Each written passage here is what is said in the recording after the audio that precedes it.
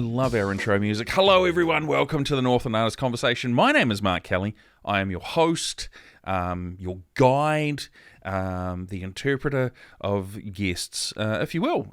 So thank you very much for joining us. It's absolutely amazing to have you. If you are a repeat visitor of our podcasts, thank you so much. It's lovely to have you come back and see us. If you're new, welcome. You guys are in for an absolute treat. I will flick over to my camera. Today's guest is the... I don't even really know how to describe her. She's an artist. Her name's Helen Whittaker. She was recently honoured with the Queen's Service Merit Merit, I believe it is, for her outstanding work with the Hundavasa project that has opened in Whangarei, and she's also working on the lifestyle block, or the 1,000-acre property where Hundavasa, the artist, lived. So she's an amazing guest. Such an interesting story. It's one of those ones where she discovers art kind of just as she's entering intermediate and high school, dives deep into it, loves it, huge passion, huge drive. At the end of high school, gets faced with that tough choice that a lot of us get faced with. Do you continue to be an artist, or do you find a career? So tell you what, let's find out which one she chooses. Let's sit down and have a conversation with Helen Whittaker.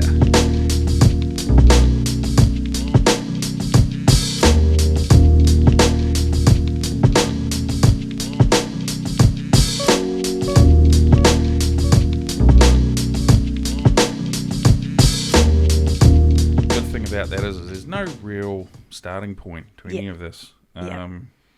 It's interesting. Because you I have to say, you were very quick getting these forms back to us. Oh, that's good. I very much appreciate it. And the one thing I liked was so it's the question. As with any interview conversation where we will endeavour to do as much research as possible, there are topics that you do not wish to discuss or talk about. If so, please let us know what they are. I have to kick it off with this. Not applicable. / the Australian Underarm Cricket Bowl is a bit of a sore point. Has been for a long time. It has been. The Chapels screw the Kiwis. No. Terrible. We get to that situation sometimes again, it's down to the last ball, and I think, oh, don't do that again. Yeah, here we go. Don't do that again. Oh, sorry. It was one of those answers that was so gold. I was like, I have to get this out right at the start. Helen Whittaker, thank you so much for joining me on the Northland Artist Conversation. Thank you for having me. It's lovely to have you here. Now, Olivia from Creative Northland obviously connected us. Shout out to Olivia. Thank you very much. Hi, Olivia. Hi, Ollie. Because you had something special happen this year, didn't you? I did. You did. Yes. We're not going to talk about that right now. We're teasing the listeners and viewers. And it really was something that's really unheard of in Northland. So, we've been incredibly fortunate on the podcast to have some unbelievable guests that have had these major milestones in Northland, and it's like, what the hell? Where did this come from? Yeah. So yours is phenomenal. So I'm really looking forward to touching on that at the end. What I will do is I want to go right back. And I mean way back. Way. Dinosaurs. Which I don't know a lot about. Because you have been what seems like a naturally creative person sort of the whole way through, right? But you didn't start off where you are now. No. You started off very, very differently. Yes. Now, as someone who, so obviously I would like to say I'm more behind the scenes now, yet here I am hosting the podcast. I started off doing acting and music, which, a lot of theatre, so it's on stage in front of people. but you transitioned into something else. But what did you start with? What was your very first creative expression? Well, it was, my father is quite a very good artist, and he's never really followed that line, but he's brilliant, can do caricatures and just anything off the cuff. He's just sketching all the time. So I think probably growing up, it was just watching that he had the confidence to just do that. So, naturally you think, oh, well, I'll have a go at that. And so I always, really enjoyed art at school. And then it was probably third form when we had, specific subjects you could choose. And so I naturally went to art and I did it right up to sixth form level. And then had a conversation with my art teacher because I also enjoyed singing at sort of school shows and debating and that line of things too. Debating. So the law was starting to sort of put its hand up as well. So I was sort of talking to my art teacher and I said, look, I love art, but I'm sort of quite, interested in law as well. And she said, look, Helen, as we all know, art is not an easy thing to make a living from. No, it is not. No. No. So she just said, well, I would recommend that you go ahead, do your law, but always keep your art there. And then maybe at some point in your life, you'll come back to art. So that was basically where it went. I did commercial law for 20 plus years. Oh, wow. Yeah, so, and then shifted north because my husband was born in Dargaville, so we always had strong connections with the north, and we had a serviced office in Dargaville, so we were coming up and doing legal work every fortnight. So it was good. So then we were just falling in love with whangarei, and so we ended up buying a section and building. And then I thought, right, well, I might sort of pack the law in now and pursue this art thing. Pack the law in. And that's what happened. And I thought, look, there's so many brilliant painters, sculptors. So I had a bit of an obsession with Cape Cod, sort of Adirondack style chairs. And I was even going to pay my dad's friend to build me one. And then I thought, my husband was throwing out some old water skis, and he said, I don't really want to part with these, sentimental value. And I said, keep them. I could maybe make a sculpture for your veggie garden or something. Yeah. Anyway, I had a dabble, and I made this Cape Cod style chair out of these old water skis.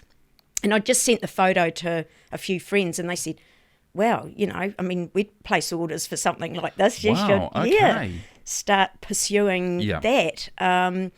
So I did, and it really appealed to me using like recycling materials. So I did the first one, water skis. Then I got a wine barrel and deconstructed the wine barrel. Yeah, very nice. But it applied all the same sort of measurements to this. And so everything I did ones out of cricket bats, old golf clubs, and so hockey sticks and surfboards. And so it became quite the little business. Did platters and candle holders and all sorts out of all this recycled wood. And then the referendum was held for the Hontavasa Art Centre and was, successful. And so I was sort of in the full flight of my little business then, which was called Story Chairs. And my husband and one of my really good friends said, you should do a Hontavasa inspired chair because why not? Makes perfect sense. So it started there, and then I took it down to the group that was forming at the time and just said, look, I'd like to donate this, and you can raffle it or auction it or set fire to it. And they loved it. So and then I said, if there's anything else I could do to help, and they said, well, we're looking for someone to lead the fundraising. So that chair got me into all sorts of all sorts of trouble. The trouble chair. But it's such an interesting journey, and funnily enough, it's actually one that's not uncommon. It's we've heard it a few times on the podcast with some of our guests. You discover your a creative expression when you're younger, and then you almost get to, I guess, the last stages of high school, and it's like, do I continue with this knowing I'm going to make bugger all money and be a starving artist, or do I take that and keep it as a back burner, as like a hobby type thing, but focus on something else. Yeah. Like focus on something that's going to pay the bills and set me up for life and yada, yada, yada. So that sort of thing I find very interesting. When you were doing your art, when you were drawing and painting, what were there sort of particular styles that you were experimenting with and enjoying doing? Yeah. Because going from that to Hundevasser, and Hundevasser is a very unique style. And then throwing the mix with chairs as well. It's like we've gone from painting to carpentry. Yeah. What were you sort of doing back in the early days? Were you copying artists? If so, who were you copying or imitating, if you will? And then, what was your own style? Well, I mean, at school, of course, we were encouraged to do a real mixed media type approach. It was everything from pencil drawing, which I did really enjoy. Just the ease of being able to control a pencil and the shading and things like that. That was really good. And we were encouraged to do the same even with ballpoint pens, and try to get that shading. On a ballpoint pen? Yeah. And it's really quite effective. You can get, because it almost comes out a bit like an etching.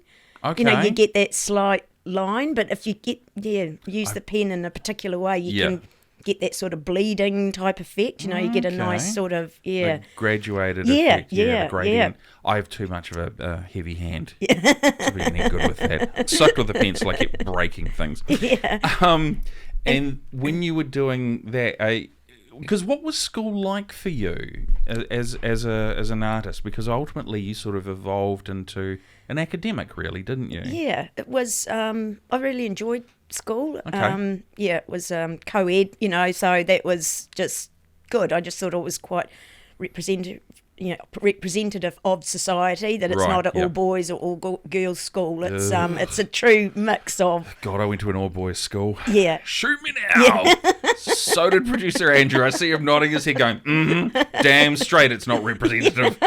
And I know it works for, a lot of people, but I'm looking back now, I'm quite grateful that it was 100%. co-ed, because I think you come out into society and that's how it is. You're mixing with, it's not like you're going to turn up to your job and it's like, sweet, it's boys only. And back then it might have been in some industries. Yeah, true, absolutely. Boys only clubs. Yeah, not so much hard, very very seldom nowadays, but. We're talking, what, the 80s? 70s, yeah, wow. Yeah, so, 75, so I'm 53, so, 75 year I was born. Yeah, cool. So I'm old, It's got to be a good year, yeah. Great year. Don't laugh, spring chicken. So when do you think you sort of made that decision to switch from art to academia? Yes. Because you said before that there was... You felt the draw of law. Well, I think the debating, of course I started my art in third form and also started debating in third form quite a lot of singing. I went to Waitakere College in Henderson, and so they had quite a strong harmony group. So I got involved with the harmony group as well. So, it was a lot of singing and the orchestra side. But more definitely drawn to the art, and it was a really good art department as well. We were encouraged to do lino prints and wood carvings, and they That's really amazing. we were really exposed to quite a number of mediums and things. That's so impressive. And so but doing the debating at the same time, so it was sort of this neck and neck thing as I came through. And then it was probably sixth form where I needed to make a call because it, I really had to think about what I was doing for bursary. I was going to say, bursary and if I comes up. was going on to yeah, whether it was to Elam or to go do law, I had to really start fine-tuning what my decisions were. So Elam as in the art school, fine art, yes, in Northland, yeah. Yeah. He's nodding his head. Man, we've had so many artists talk about going to Elam as well. Yeah. We've had a few. It's been awesome. Yeah. Rename the podcast. We should, yeah. Let's rename the podcast "Former Students of Elam Living in Northland." I can see a T-shirt coming out of all this. Yeah. Yeah. Hashtag copyright. Okay, so, but I mean, was it a realistic question? Was it actually a hard decision? It was to some degree because, the art, I was so passionate about the art. And I mean, that draws something completely different out of you as, opposed to writing a debate or putting forward an argument. I mean, they're quite different parts of your very different brain. skill sets. Yeah. I think being sensible and thinking about the, monetary situation, because I didn't come from a particularly wealthy family, so it was an opportunity to think, right, well, if I can get the law degree sorted, and then it would be lovely, like the art teacher said, to get your grounding in there and get yourself set up and then come back to that art. So it was something that was always niggling at me, and and so I'm really glad that I guess I took the plunge. I remember we getting our trust account, the final audit, when we were sort of winding down our practice, and the auditor said to me, "What are you going to do now?" Because he knew I was going to relinquish my law practicing certificate. Yes. And I said, well, I just feel something will present itself. And then these water skis, clearing out an old shed, and the water skis appeared. And like I said, I thought, there's so many brilliant painters and sculptors. And so maybe doing something like hard art that is something practical, because I like to have things that can be, used and have a purpose. Definitely. So the hard art thing really stood out to me, and it was, again, just that passion is there. And I'd done woodworking at intermediate school, as we made to do metalwork, woodwork, cooking and sewing.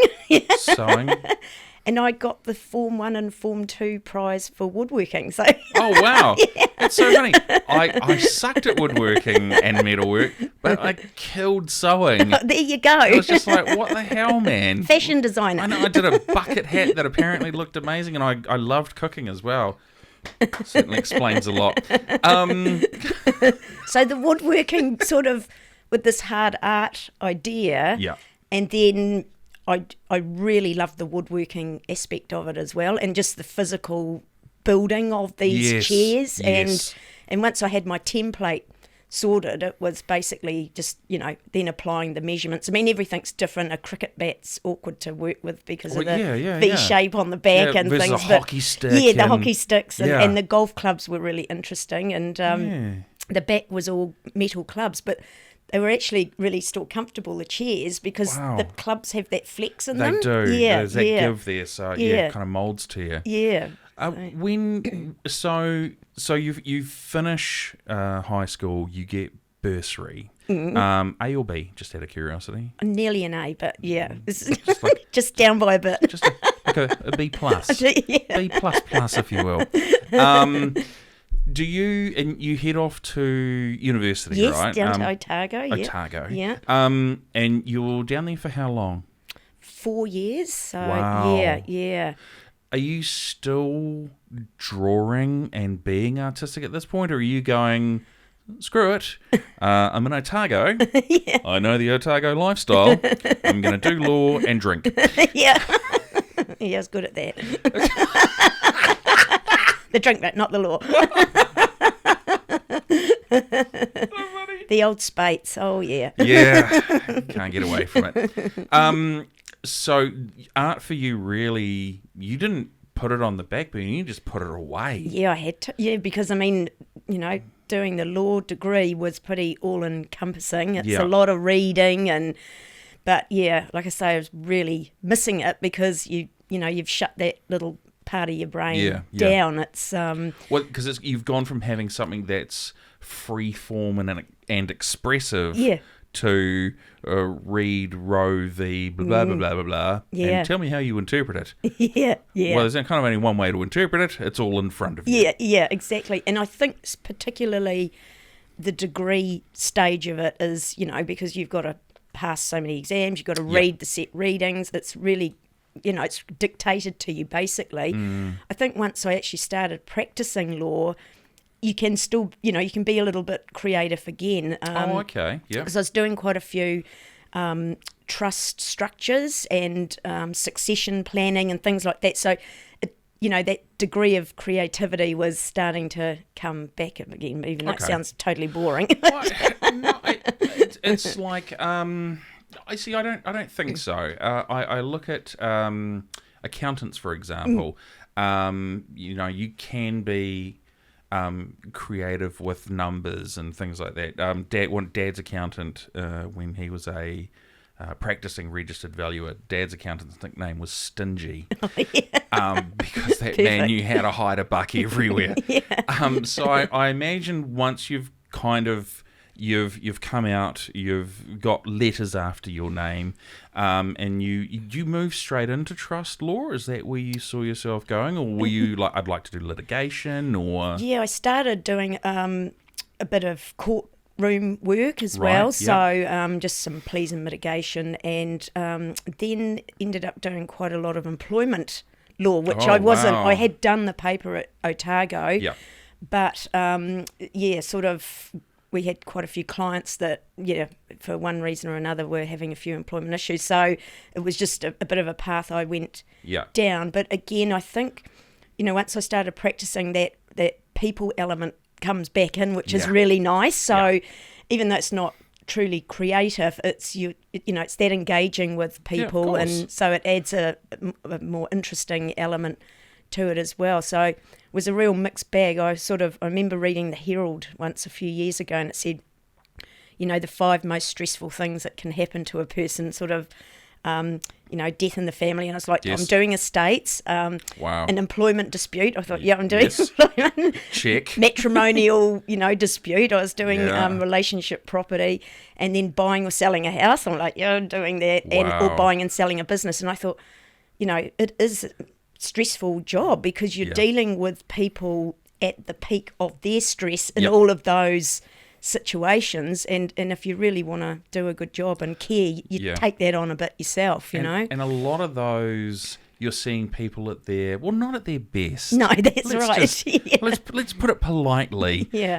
People are often not only incredibly stressed, their emotional and mental health is also. That's right. And I guess back when you sort of first started doing that, mental health wasn't talked about. No, not so much. People just lost their shit and that was it. Yeah. So when you finally were able to start practicing yourself, did the creativity come back, excluding through the law work, but did you pick up a pen or start drawing again? Yeah, I did. I was starting to paint the odd, when I had a bit of time. And my husband was overseas for a pocket of time, and so for work, and so I thought, on the evenings I'm going to start doing a bit of painting, and it's nice that it comes back like that. And I was always quite envious, if you go around craft markets and things, and I'd see all the amazing different things that people can make, or you go to a gallery and you see other people's work. So I was starting to feel a bit envious of that again, and thinking, it'd be really nice to see. And it's not a money thing, but can you make something that people would want to have, that they would like to own that? And so, I was starting to be inquisitive about that as well. But I didn't think it would be chairs. No, but it's such an odd thing to go for. I know. Okay, I have a question for you, and for me it's an interesting question. It's a very hypothetical question. You were going back to high school, sixth form. Your teacher says, honestly, law. Yeah. Because art ain't going to pay the bills. Yeah, and your art's crap. Yeah. bullshit. I don't think that for a second. I don't think he or she said that at all. So you get your law degree.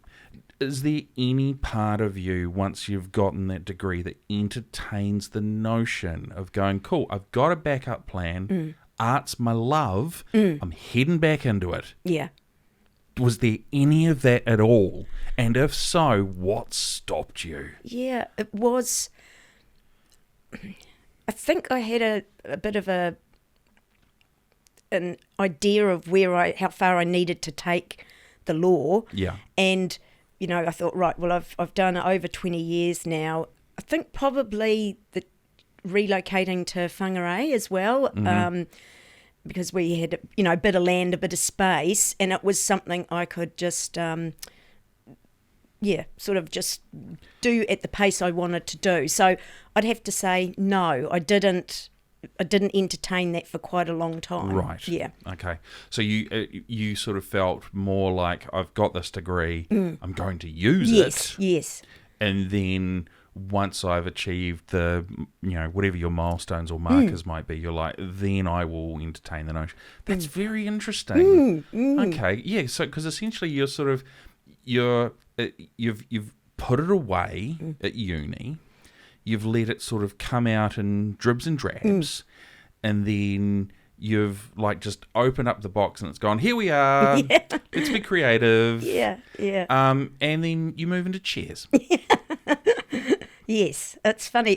We're just with the Huntavasa project, because there were different things through our fundraising stage that needed painting. Yeah. So I was doing all sorts for fundraising purposes, little whiskey barrels, we were painting them up. And outstanding. And then the Whangarei Primary School approached our project action team and just said, can someone paint a wall for us, And so, and I was like, this is definitely out of my comfort zone. I mean, this is a, 100-metre wall, and with doing both sides. So that was a bit of a 6-month exercise. Did you do it? Yeah, voluntary, but just to help the school out. So we had the kids all involved on the inside and putting their imagery up, and then we had a big paint day where they all came and painted, and then we just sort of tidied it up a bit, and then the school wanted the outside of the wall painting. So when I'd agreed to paint the wall, I hadn't seen the length of the wall. Oh, yeah. And then I went, sure, I'm why still going to do it. And you walk up and you're like, well, it's a lot of shit. walk. Yeah. It's far too much walk. Yeah. But it was a brilliant experience, just, working with the kids and just people in the community that you'd be out there painting, try and do it in the weekends and things like that. And, my husband was a really big help too. He was my colouring in boy, he says.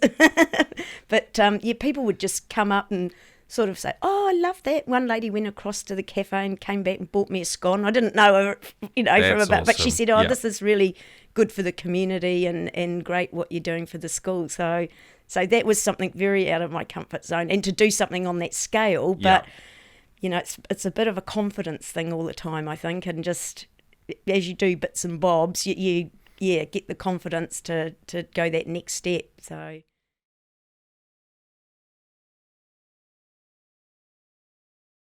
Northland Artist Conversation is incredibly proud to support Rayburn House. Rayburn House is an art gallery located in the town basin in Whangarei.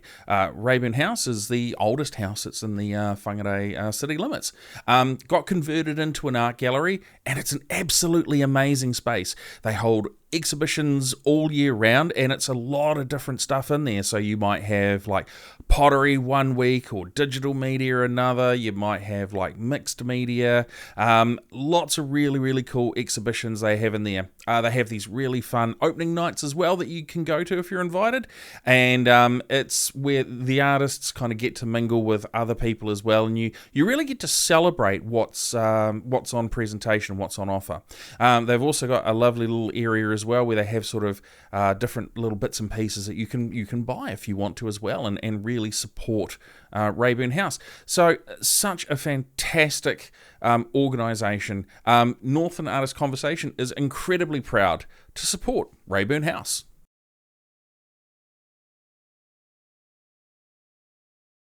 So with the Huntavasa chair, that kind of sparked a complete turn in your life? Because you've gone from being arty to being book-heavy academia through to this, Mr. Hundavasa was completely freeform, no straight lines, nothing's going to make sense.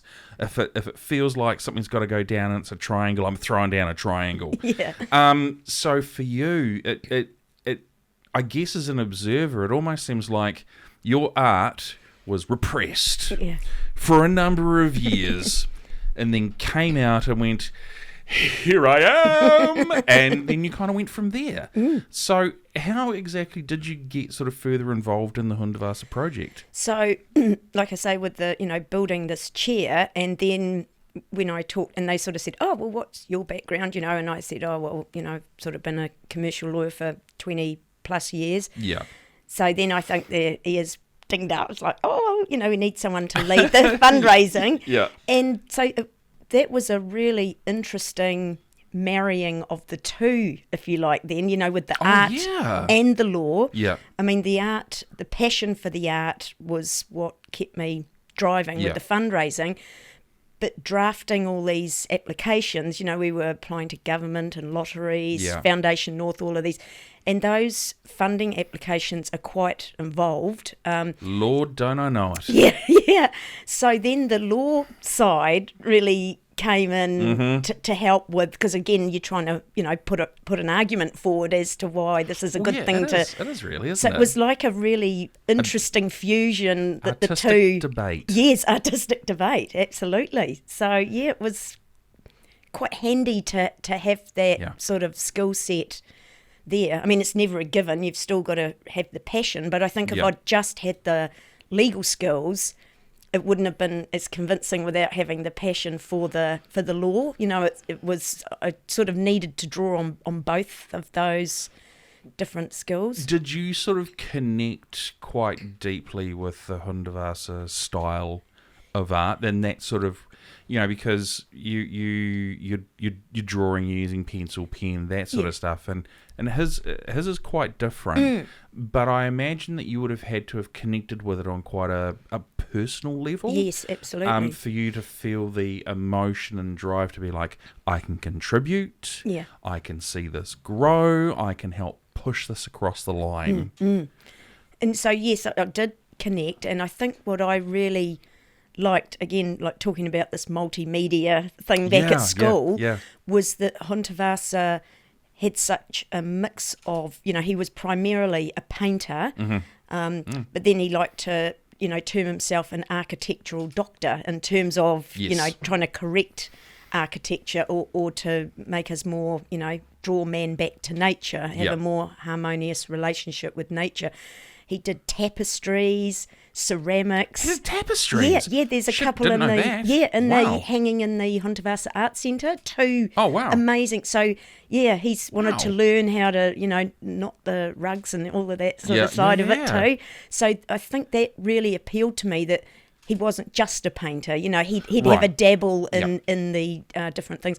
He did these beautiful silk, handmade silk kites.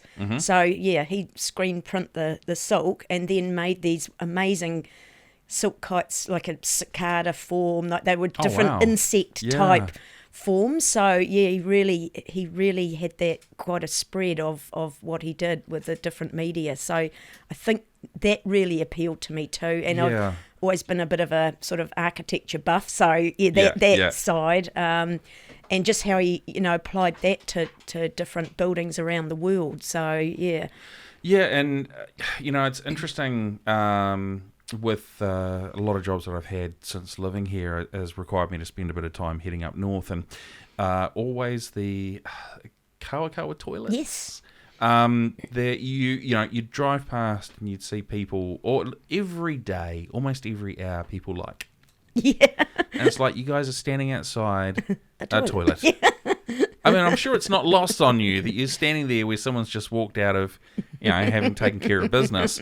But I always found it interesting that it's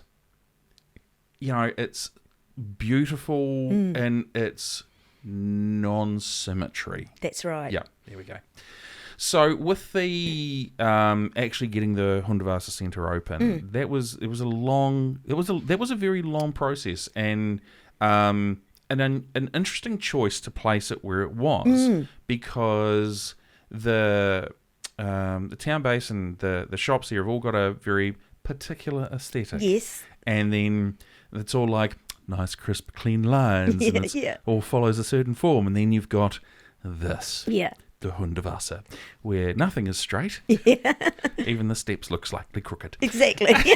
So they seem diametrically opposed, but they actually complement each other quite nicely. They do. Going through that, how involved in that whole process were you? So with the terms of the referendum, we had 2 years to get the money, to raise the money. Otherwise, council would have pulled their contribution. So, oh wow! So we were really under the pump, yeah. Which in some ways it's quite a good thing, because you've got a finite time that you're going for. It's not, well, this thing's just going to go on for 5 or 6 years. We'll submit this proposal next year. Yeah, exactly.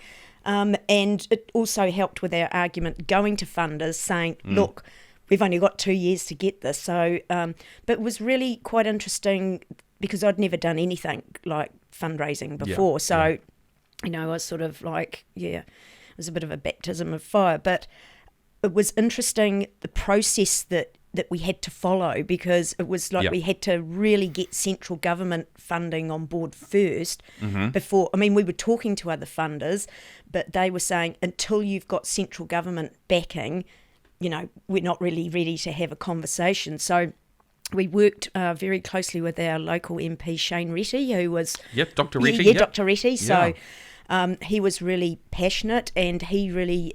John Key was the Prime Minister at the time. Yes.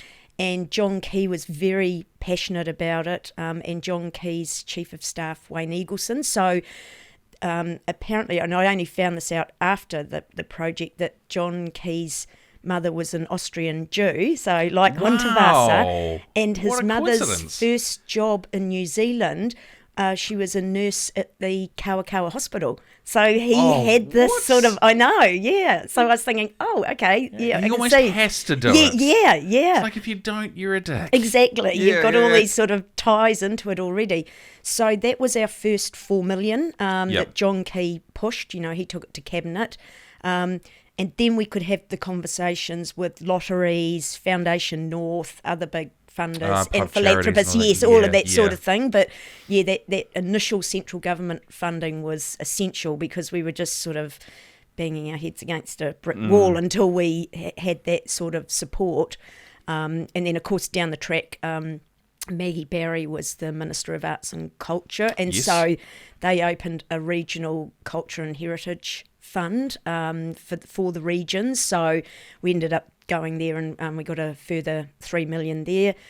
And then, of course, we had unexpected cost increases with the build, because we had to put a lot more steel in. Yeah. And then it was good, because it wasn't a political thing. Then we had support from Shane Jones and the Provincial Growth Fund, Winston Peters, and the Labor government were warm to the project. So it was just good. It wasn't a political football. But, that initial 4 million was crucial that we got that. And I imagine before you're getting that, you're kind of waiting on bated breath. You are. Because it's like, if we can't get this, we're not moving forward. That's right. And the clock was ticking. Yeah.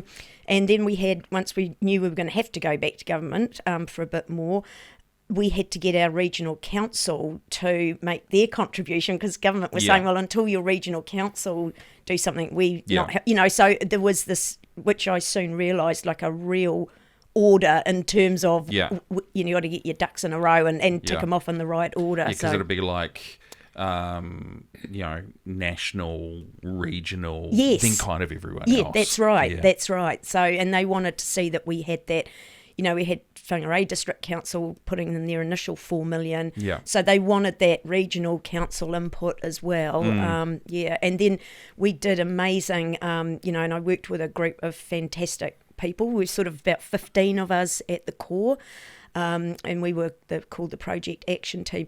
So we were doing a lot of really good community fundraising as well, and of course government are watching that, because if your community's not engaging in, you've got to be seen to be making the effort, otherwise they're not just going to do it all for you. So and at that stage we had a Hontavasa HQ shop down in town. So we remember that? Yeah, had very generous landlords around town that gave that to us for free. So that was cool. And that was like really important to have that hub and for people to come in, and there were naysayers that would come in as well, and they need to have their say as well. I understand it's not everyone's cup of tea, but it was just good to have those conversations and just have that somewhere for the community to be able to let that sort come of and express themselves. Let that out. When you were going through and you were doing the fundraising parts for at a local level, are you still are you like doing shares and stuff like that and going, we can put this up for auction? And are you approaching local artists going, this is what we're here for, this is what we're hoping to get, can you submit something so we can like throw it out as a fundraiser, raffle, whatever?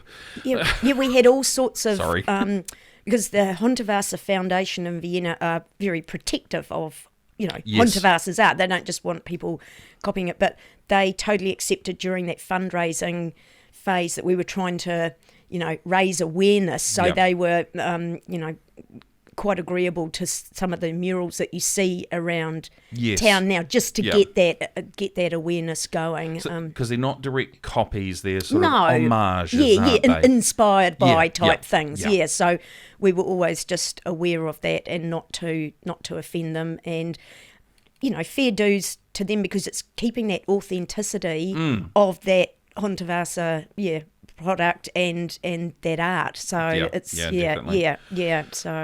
so it opens. There's obviously a huge sigh of relief.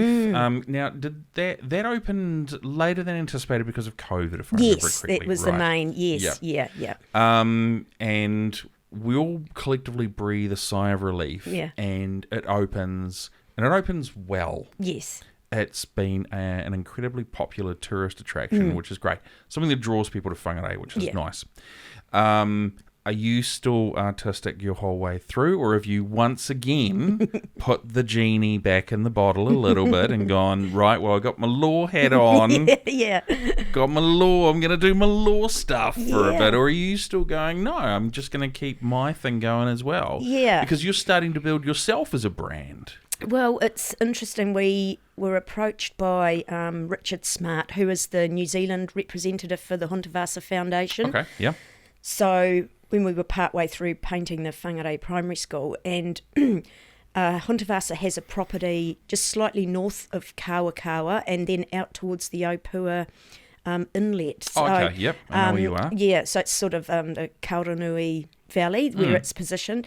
So he's got a 1,000-acre property there, Hontavasa. So it's amazing. So the foundation approached me and my husband, and they said, look, we always talked about that if the Whangarei Art Centre opened, that we would like to open Karanui up to the public. Cool. So could we help with some fundraising there? So we've been sort of really working on that and managed to secure $500,000 from lotteries to complete a restoration at Karanui, and that is an amazing property. There's a converted pigsty there that Hontavasa turned into a bit of a home and a studio. Of course he bloody did. Of course he did. Yeah. I mean, why not? Exactly. It's like, I've got an outhouse, I'm going to turn it into a freaking work of art. And then a converted milking shed that was his first architectural project. So it's this bottle house, and brilliant with the grass roofs and everything. So awesome. This property, like, you go and you do roughly an hour sort of circuit. It's with stopping and looking, and Richard Smart does a brilliant tour. There's a weta cave that Hontavasa wanted, little canals and bridges and everything. So. And the foundation have just built an isolate house on the property, which they've funded.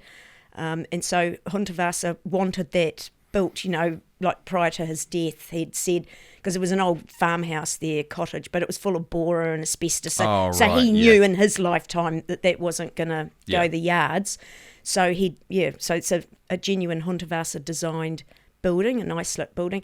And we've just converted an old garage space there that's going to be called The Garage, but it's actually going to be an exhibition space. So we're going to have some art and Hunterwasser's old Lada vehicle that's still in storage. So we're going to have that in the garage, but also, some art in there. And primarily what Hunterwasser would have worked on at the Karanui property. So that restoration works nearing completion. I was just about to say, is that available for the public to visit now? No, not yet, but there's just still some flooring to go down in the exhibition space, and so we're just sort of fine-tuning that. So we're aiming to maybe have a bit of a soft opening this coming summer, and then we want to take community groups through at least once a month for free, school groups, just smaller groups, because it's quite a special sort of place. It's a personal space. It is, right? that's right, that is right. So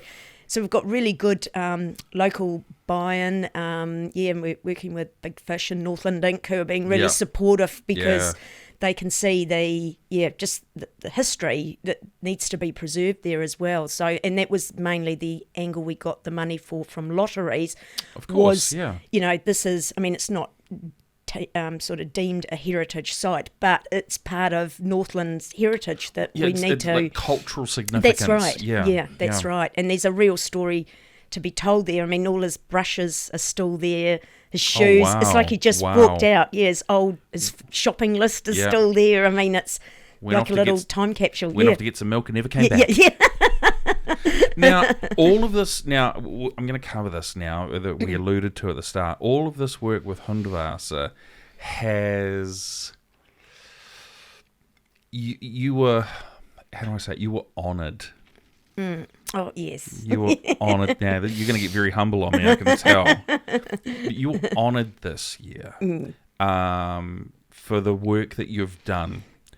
And tell us a little bit more about that. Yeah, so I'm very humble and honoured to receive it. But, it was the Queen's Service Medal. Yeah. So, for... because it was all voluntary, all of the work's been voluntary, and it would never have felt right to charge a cent. If anything, we were putting money in to fly to Wellington and do things, that was all at our own expense. But, so for basically, art and the community work was what it was awarded for. Yeah. But, and I was totally gobsmacked when I thought it was my brother mucking around, because someone had left a message on the phone saying, "Oh, this is the Prime Minister's office. Can you please call us? You've been put up for an honour." And I'm like, yeah, whatever. Am I going to abuse my brother or not? Yeah, so I call him up and throw a few insults at him. Yeah. I need him to go, "I have no idea what you're talking about." Yeah.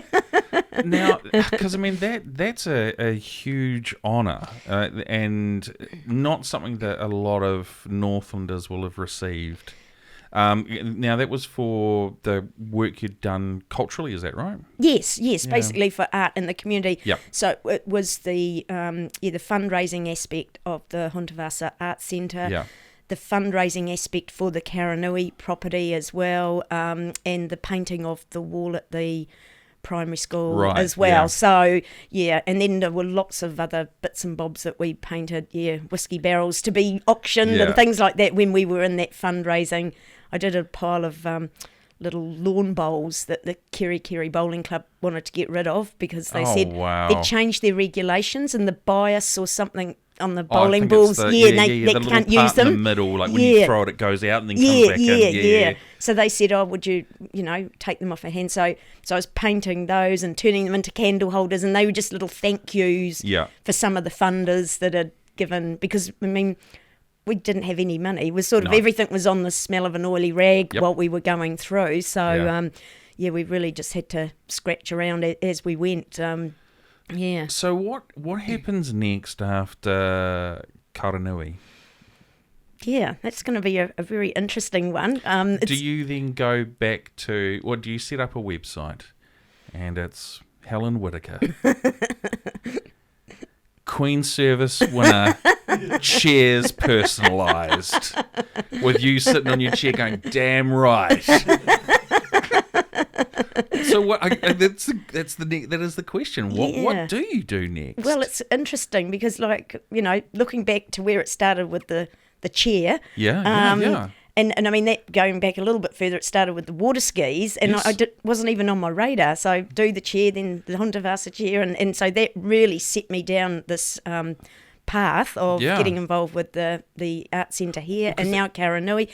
And so I'm happy to carry on with Karanui on a voluntary basis, Right, in terms of even being part of, of the day-to-day happenings up there. So it's still that, I feel that art side, but I'm wondering what is next on the radar. It's going to be interesting to see.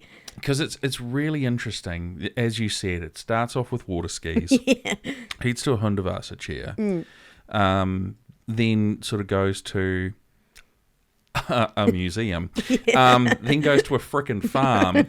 I mean, what are we aiming for next? An island and like a knighthood? I don't know if they still give those out. I mean, are those the next goals that you're sort of going to try and hit? Welcome to Hundavasa Island. He spent time here. It's just really interesting just seeing how it evolves. I feel like I've not really got any control on it. It's just I'm sort of on some sort of trajectory with the thing. It's As an outsider, it's very much like this has led to this, which led to this, which led to this, which led to this, and it's not like they've been. You've gone from making doilies through to car detailing to like working at NASA through to digging ditches. It's all been like makes sense. So do you sort of get to a point where you're like, okay, do you go from there? Do you sort of find yourself at a point where you're like, are you going to stop and just take a breath? Yeah, I mean, at the moment, Karanui's really starting to ramp up because we're getting close to the opening. So, I'm still really very actively involved in that. Yep. We're meeting with Richard Smart this weekend to have a bit of a workshop as to the last things we have to do to get the doors open. So, in terms of where I'm heading, I don't really have a set list or a set sort of path. I've been really enjoying the organic aspect of it just evolving, because I'm thinking, okay, what's coming next? But I can feel there's something coming. I'm not sure what it is, but something's brewing in the background. Yes, that's it. Brewing is the word. Something's sort of bubbling away there. So that's amazing. Yeah, that's amazing. Now, as an aside, for someone who likes sitting down a lot, can people still get chairs from you? Well, I haven't been building chairs because I now live in an apartment in the CBD. Oh, shit.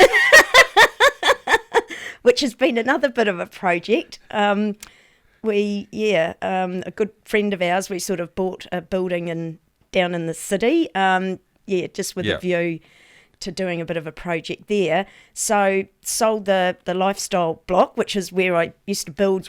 Just plentiful. Yeah, and I didn't have a workshop or anything. I just used my tools out on the front deck, and most days I'd get away with it, even with the weather. So now relocating into a 100 square metre apartment, which I love because the city's really got this great energy now. Just about to say, there's a lot of really good energy in town. Yeah, and it's really coming of age now, the city. So I'm really enjoying that, but I haven't really got a space, and I know I could. People have talked to me from the Quarry Arts Centre, about the studios and things there, but I'm just still up to my ears in it with this Karanui project too. So it's I'll get these things bumped off, and then again I think something will emerge. Bubble itself to the surface. Something will Well, brew. Helen, thank you so much for coming and sitting down with us. For me, it's been absolutely fascinating hearing everything that's gone on, and by all accounts, I do happen to agree. I think there is something that's going to sort of come along that will be the next wave that you can sort of ride with. Congratulations from myself and the team and all our listeners and viewers on achieving such an amazing honour. Thank you, Mark. And you know what? We'd love to have you back on at some stage whenever you're ready. If you've got something else you want to talk about, we enjoy the repeat visitors. So thank you very much for coming and sitting down with us. We really appreciate it. Absolute pleasure, and thank you very much for having me. It's been really enjoyable. You're most welcome. Great. Well, there you go, everyone. That was the amazing podcast of Helen Whittaker. Yeah, what a lady. What an incredible journey she's been on, having, made that tough call in high school to essentially turn the art tap off, turn that creative tap off and, go down the academia path and become a lawyer. And then how that just sort of started bubbling under the surface and then sort of reappearing. It was, I think the big takeaway for me out of the whole podcast was all of the scope of work that she did on the Hundertwasser project. Because, as I'm sure like many people who watch or listen to the podcast will be aware of the Hundertwasser building that's down at the town basin. But she doesn't go into great detail. She doesn't dive into the weeds, but she talks a lot about all of the work that went on and how stressful it was. And that for me was the most interesting thing because, you look at it and you go, yeah, okay, that'd be tough. But you don't realize how tough. And, so for her to earn the Queen's, service merit was, that's a huge project that long term will be amazingly beneficial to Whangarei, and it's another way to draw people into beautiful Northland, and it only has wins for everyone, which is cool. It's great for tourism, it's great for local business, it's great for the artistic community. Just a lot of wins. So when they had the referendum or the petition to sign for it, I know I signed. It was cool. Great decision. Very wicked. So I'm going to flick to my camera now. It's just a great podcast. She was honestly such a lovely lady.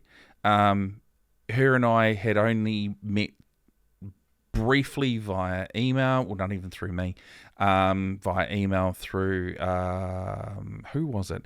Olivia Garalja at Creative Northland. So, Olivia, thank you very much. Big shout out. Appreciate your work.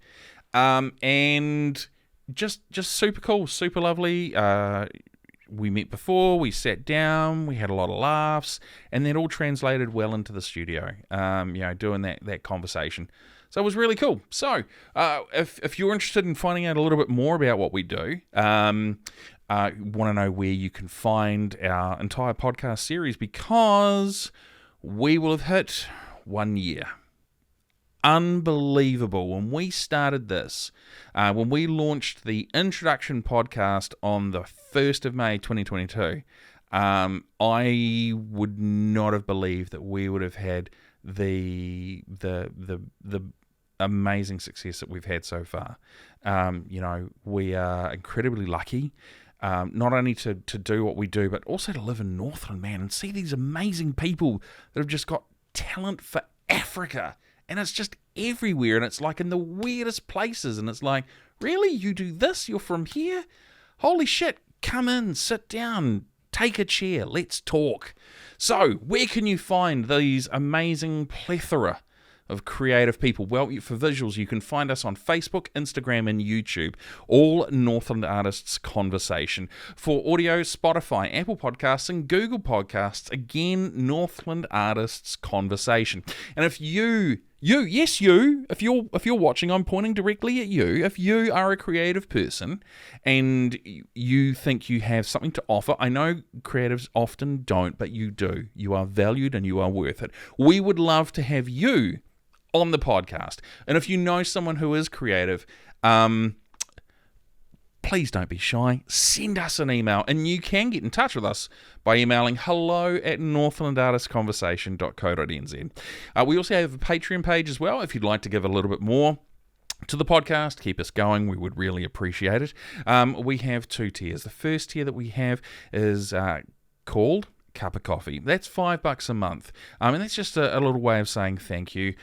We really like what you're doing, and we're here to support. Second tier we have is called Coffee Addict. That's $20 a month, and you get 2 extra bonuses with that. What you get is you get your shout out on the podcast, you get your name mentioned, which is awesome. Second thing you get is you get to find out in advance who's coming up, which is really cool. And if you have questions, you can actually reach out to us that way as well, and I will ask the guests those questions on your behalf. How can you sign up with Patreon? Well, there's 2 ways you can do it. First one you can do is go to Google, type in Patreon, that's Patreon, top right hand corner. You will search Northland Artist Conversation, create an account, pick which tier you'd like to support, and then go from there. Second way you can find it is you can go to the web address, which is www.patreon.com/Northland Artists Conversation.